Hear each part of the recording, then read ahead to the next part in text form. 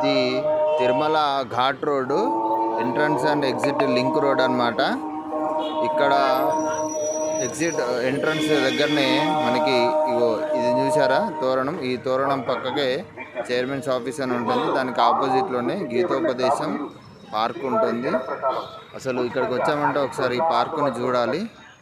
Park ఎంత బాగుంటుందంటే అసలు చూడడానికి కూడా మనము ఆనాడు శ్రీకృష్ణుడు ఉద్యానవనంలో ఉండేవాడు కదా, అలాగే అనిపిస్తుంది. చిన్న చిన్న మొక్కలతో డిజైన్లు చేసి పెట్టారు. చాలా రకాల డిజైన్లు ఉన్నాయి. అసలు చూడడానికి టైము సరిపోదు. చాలామంది ఇక్కడికి వస్తున్నారు.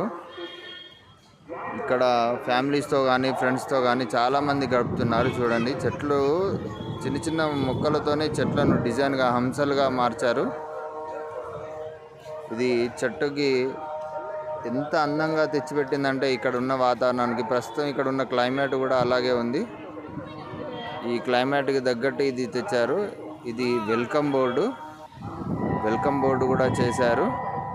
రంగురంగుల పూలతోని నడుస్తూ ఉంటే పక్కన రంగురంగుల పూలు ఉన్నాయి. అసలు ఎంత బాగున్నాయంటే చాలా బాగున్నాయి చూడ్డానికి. అసలు మనం అంతఃపురంలో ఉన్నామా అని అన్నట్టుగా ఉంటుంది. అంత చక్కగా దీన్ని పార్కుని తయారు చేసి పెట్టారు.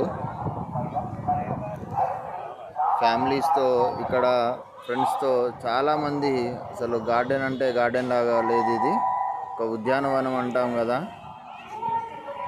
ఒక అంతఃపురం లాంటిది క్రియేట్ చేసి పెట్టడం. ఇది తిరునామాలు,